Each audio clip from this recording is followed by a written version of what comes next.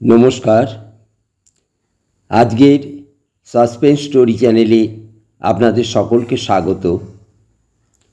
গত কয়েকদিন ধরে আমাদের গল্প পাঠাতে একটু সময়ের হেরফের হয়ে যাচ্ছে। এটা অবশ্যই আমরা পরে ঠিক করে নেব। তবু মোটামুটি 8টা সাড়ে 8টা বেজে যাচ্ছে রাত্রি। এখন থেকে এই টাইমেই আমরা গল্প পাঠাবো। আপনারা অবশ্যই একটু খেয়াল রাখবেন। আমাদের আজকের গল্প মোহনলাল গঙ্গোপাধ্যায়ের লেখা মরা কাটার ভয়ে। ডাক্তারি কলেজে পড়তে পড়তে কেন যে আমি হঠাৎ ডাক্তারি পড়া ছেড়ে দিলুম তার আসল কারণটা কেউই জানে না। কাউকেও আমি বলিনি। তখন বলবার আমার কোনো উপায় ছিল না। বললেও হয়তো কেউ বিশ্বাস করতেন না। গুরুজনেরা জানেন মরা কাটার ভয়ে ডাক্তারি পড়া আমি ছেড়ে দিয়েছি। পাড়াপড়শিদের ধারণা হয়েছিল আমি অকর্মণ্য, ফাঁকিবাজ। সেইটাই আসল কারণ। অন্তরঙ্গ বন্ধুরা কোনো কারণই খুঁজে পেতেন না কেন ডাক্তার হবার এমন একটা সুযোগ আমি অবহেলায় নষ্ট করলুম। আসলে মরা কাটবার ভয়েই আমি ডাক্তারি পড়া ছেড়েছিলুম, কিন্তু আত্মীয়রা যেমনভাবে ভেবেছিলেন তেমনভাবে নয়। ব্যাপারটা তাহলে গোড়া থেকেই বলি। ডাক্তারি কলেজে প্রথম বছরের শেষের দিকটাই আমাদের অস্থিবিদ্যার পাঠ শুরু হলো। এক বাক্স মরা মানুষের হাড় কিনে আমার খাটের পিছনে আলমারির মাথায় রেখে দিলুম। বাড়ির বুড়িঝি যে ছেলেবেলা থেকে আমাদের সকলকে মানুষ করেছে, সে রোজ রাত্রে আমার ঘরের দরজার কাছে মাদুর পেতে শুতো। যেদিন থেকে জানতে পারল ঘরে আলমারির মাথায় মরা মানুষের হাড় রয়েছে, সেদিন থেকে আমার ঘরের মেঝেতে শোয়া ছেড়ে দিল সে।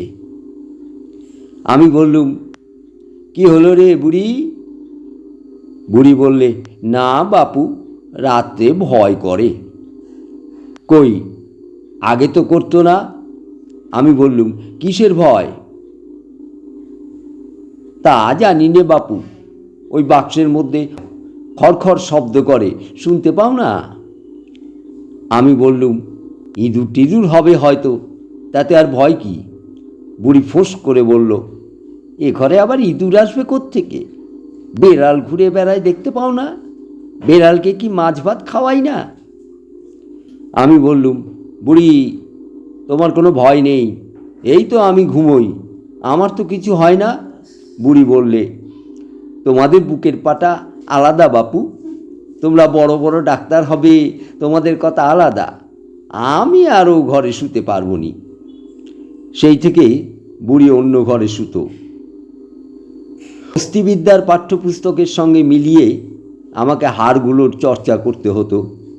বুড়ি যখন উঁকি মেরে দেখে যেত একখানা মরার হাড় পরম যত্নে কোলে রেখে আমি তার উপর পেন্সিলের দাগ মারছি, তখন সে আমাকে নব্য ডাক্তার না ভেবে কাপালিক টাপালিক কিছু একটা ভাবত নিশ্চয়ই।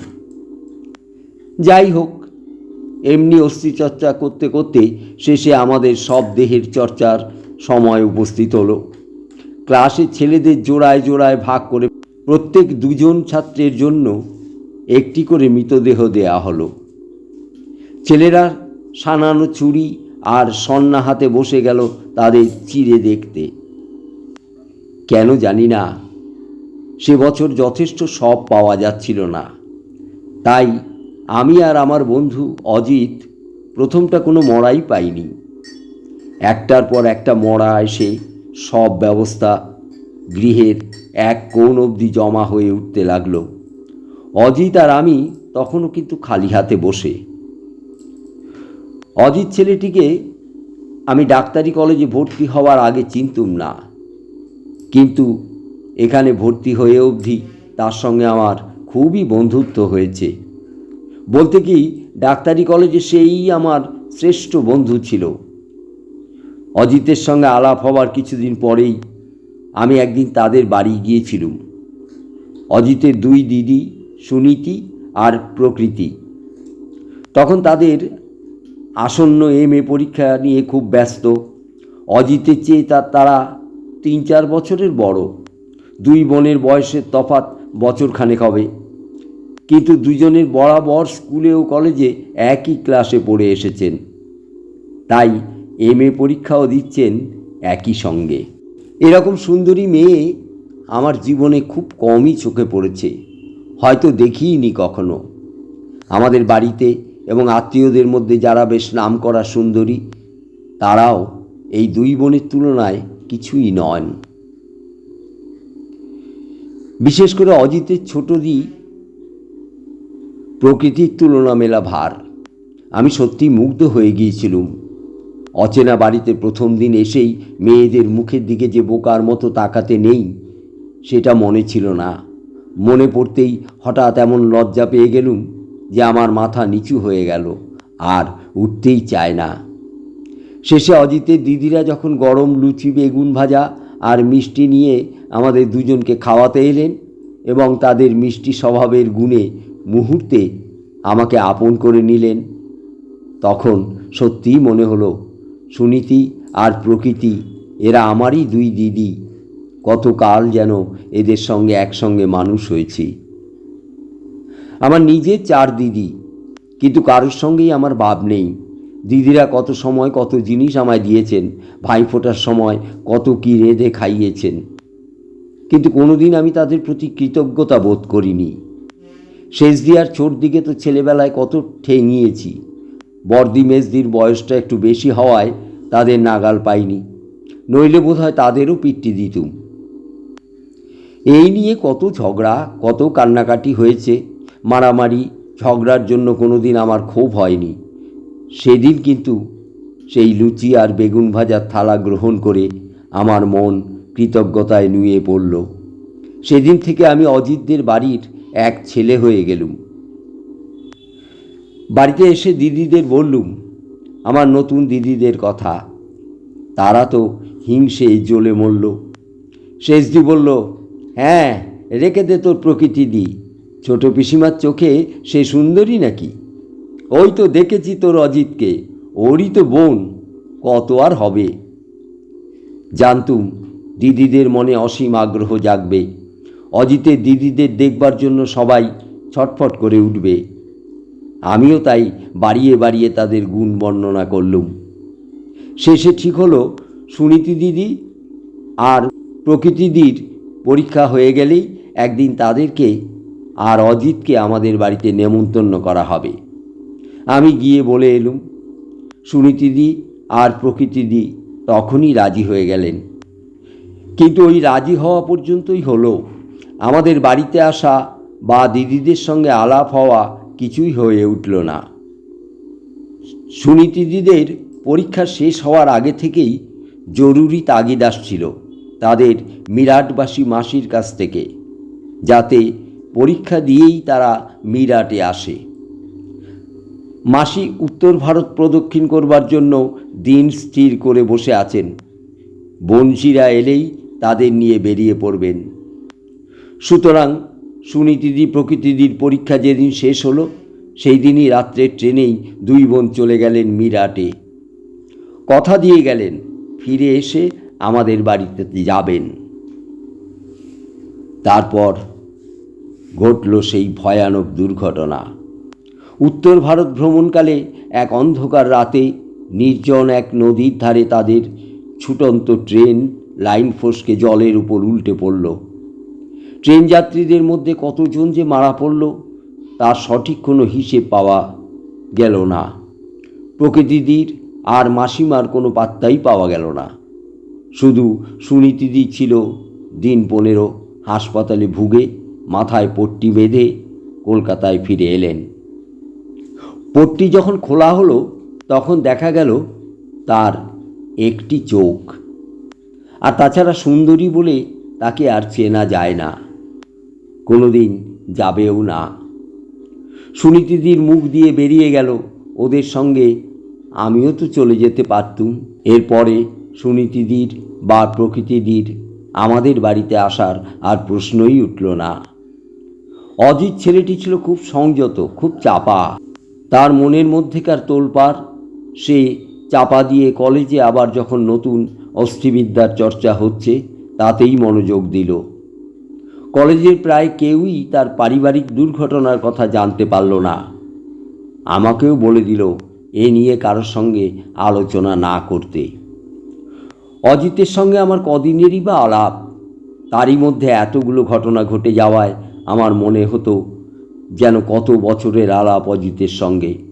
কেমন করে জানি না, এই সবের পরেও অজিতের উপর আমার একটা মস্ত টান গিয়ে পড়ল। মনে হলো অজিতের মতো এমন প্রিয় বন্ধু আমার আর নেই। অজিতের সঙ্গে তাই প্রাণ ভরে মিশতুম, লেখাপড়াও করতুম প্রায় একই সঙ্গে। দুজনে মিলে অস্থিবিদ্যার চর্চা করতুম এক জায়গায় বসে। অজিত আমায় মুখস্থ ধরত, আমি ধরতুম অজিতের। আমাদের লেখাপড়া বেশ ভালোই চলছিল।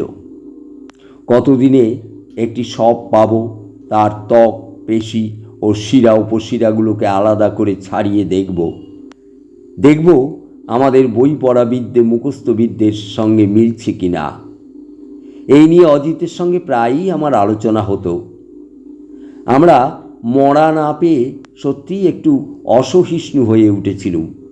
অন্য ছাত্রদের শবচ্ছেদ মাঝে মাঝে উঁকি মেরে দেখতুম বটে, কিন্তু তাতে মন উঠত না। সে বছরে কোর্স অনুযায়ী আমাদের ব্যবচ্ছেদ করবার কথা একখানি করে হাত। অজিতকে আমি বলতুম, ওরে পুরো মানুষ না পাওয়া যাক, একখানা ছেঁড়া হাতও তো জোটে না ভাগ্যে। অজিত বলতো, অত যদি তোর তড়িঘড়ি, কাট তবে আমারই একখানা হাত, কাট। এইভাবেই চলছিল। একদিন দুই ক্লাসের ফাঁকে অজিতের সঙ্গে বসে গল্প করছি, এমন সময় হঠাৎ একটি ছেলে এসে খবর দিয়ে গেল আমাদের জন্য একটা মরা এসেছে। আমি লাফিয়ে উঠলুম। এতদিন অপেক্ষা করার পরেও এ তো মরা নয়, হাতে যেন আকাশে চাঁদ পেলুম। আমরা দৌড়ে গিয়ে আমাদের মরাটা দেখে এলুম। ভিজে কাপড়ে ঢাকা শুকনো এক মৃতদেহ ঘরের এক কোণে এক টেবিলে শোয়ানো রয়েছে। এখনও অক্ষত, শরীরের অন্যান্য সবের মতো ছিন্ন ভিন্ন নয়। আমি বললুম, আজই লেগে যাব, আর ধৈর্য ধরে থাকতে পারি না, কি বলিস? অজিত আমার মতো অতটা উৎসাহ দেখালো না। সেদিন তার শরীরটা তেমন ভালো গেল না। আগে থেকেই বাড়ি যাব করছিল।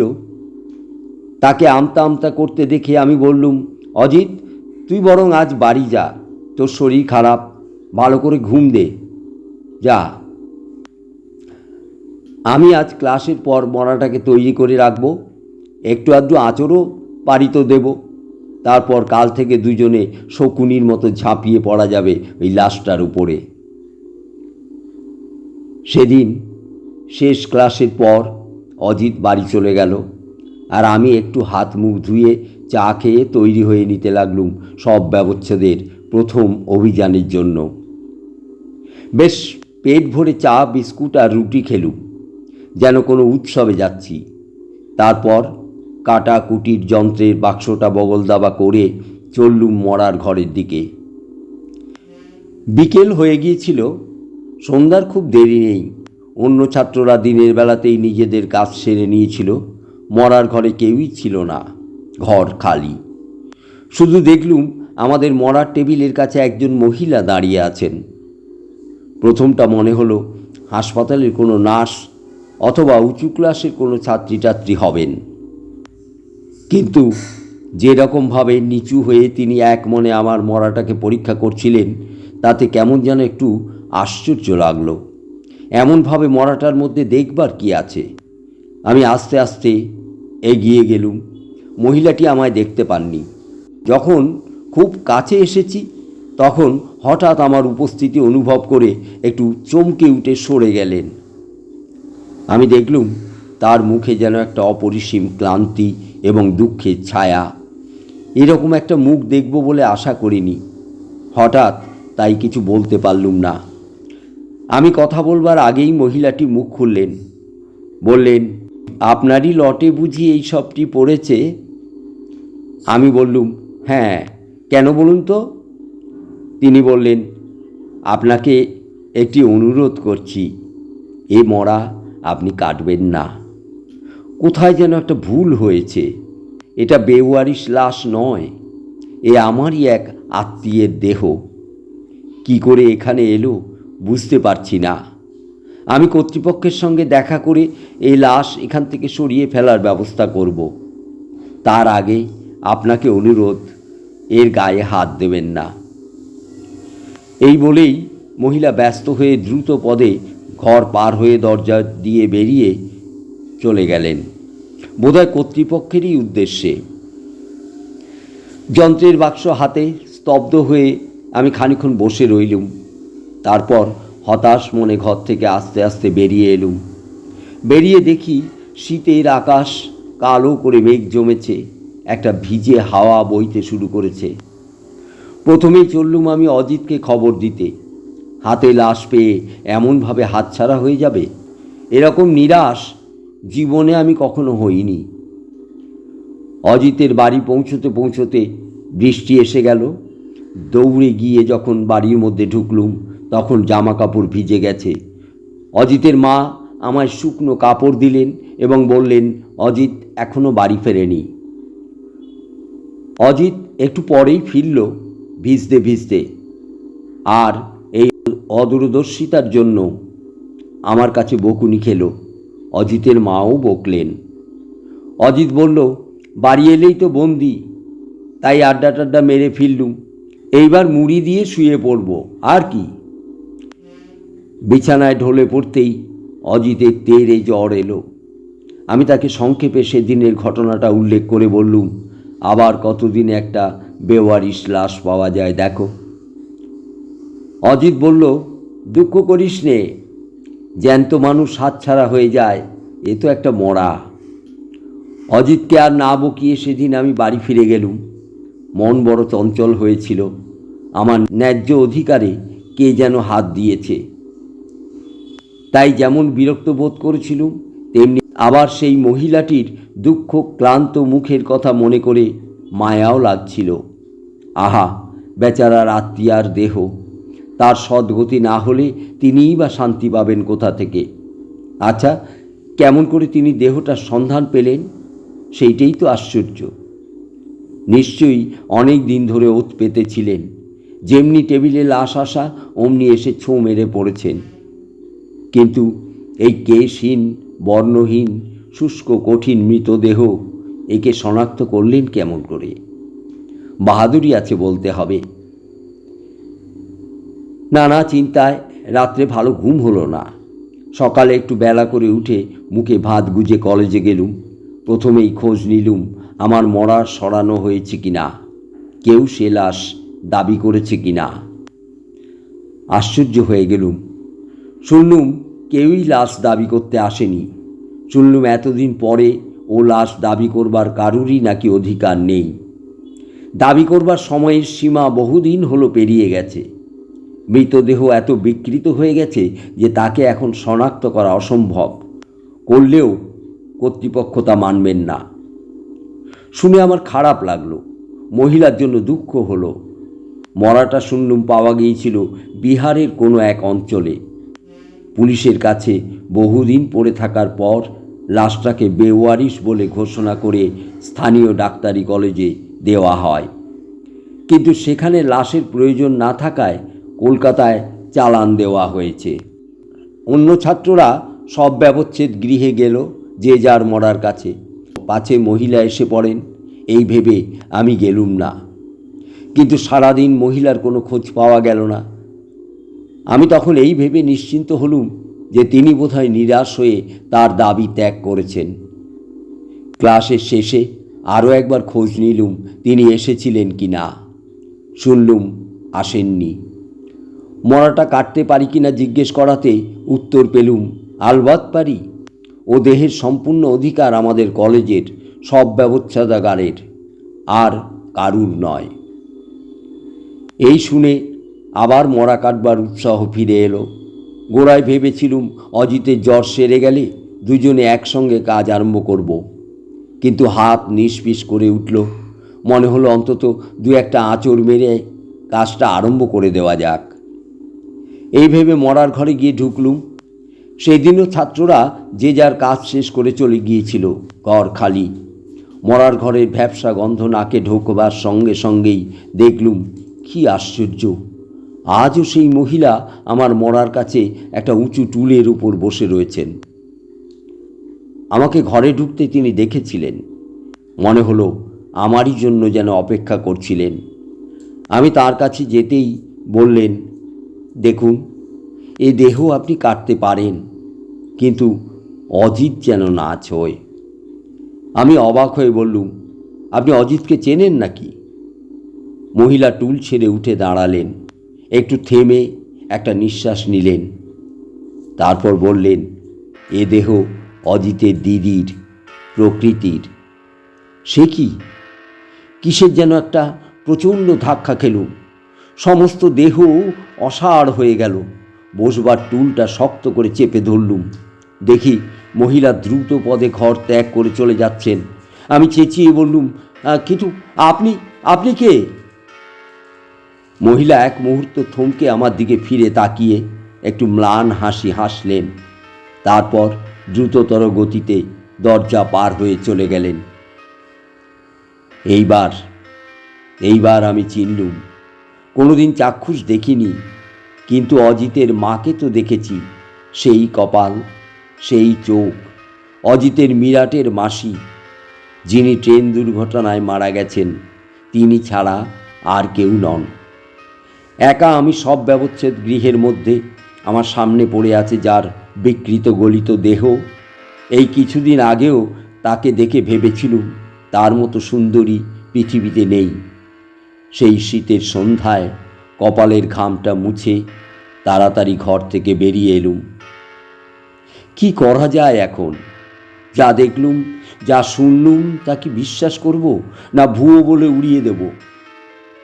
ভুয়োই হোক আর সত্যই হোক, অজিতকে কিন্তু ও মরা ছুতে দেওয়া হবে না। আমিও যে ছোব না, তাও একরকম প্রায় স্থির। চললুম সোজা অজিতদের বাড়ি। অজিতের মার সঙ্গে দেখা হতেই তিনি বললেন, অজিতের জ্বরটা আজ বেড়েছে, ঘুমোচ্ছে বোধ হয়। সুনীতি ঘরে আছে, যাও বাবা, তুমি দেখে এসো। অন্ধকারাচ্ছন্ন ঘর, বারান্দা দিয়ে পা টিপে টিপে ঘরের দিকে এগিয়ে গেলুম। শীতের আকাশের কালো মেঘে বারান্দাটাও আবছা আধারে ঢাকা। সেখানে দাঁড়িয়ে একটু থমকে ঘরের মধ্যে উঁকি মারলুম। অজিত ঘুমোচ্ছে, বুকের ওপর একখানা হাত নিঃশ্বাসের সঙ্গে উঠছে আর নামছে, কিন্তু তার মাথার কাছে দাঁড়িয়ে ও কে? সুনীতিদি নয় তো, ও যে প্রকৃতিদি। স্পষ্ট, হুবহু ঠিক আগের দিনের মতো অজিতের সেই ছোট দি, যে আমায় গরম লুচি আর বেগুন ভাজা খাইয়েছিল। মাথাটা কেমন ঘুরে উঠল। চোখ মুছতে মুছতে অন্ধকার ঘরের মধ্যে আস্তে আস্তে ঢুকলুম। যখন অজিতের মাথার কাছে এলুম, তখন দেখলুম সুনীতিদি দাঁড়িয়ে নীরবে তাকে বাতাস করে চলেছেন। আমি ফিসফিস করে বললুম, অজিত এখন ঘুমোচ্ছে, আমি যাই, কাল আবার আসব। সুনীতিদি কিচ্ছু বললেন না, শুধু একটু ঘাড় নাড়লেন।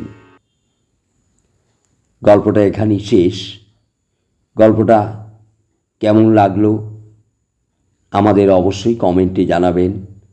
আমাদের গল্প বা ভিডিওগুলো যদি ভালো লেগে থাকে, তাহলে আমাদের চ্যানেলটিকে লাইক ও শেয়ার করতে ভুলবেন না। সাবস্ক্রাইব অবশ্যই করবেন। ধন্যবাদ।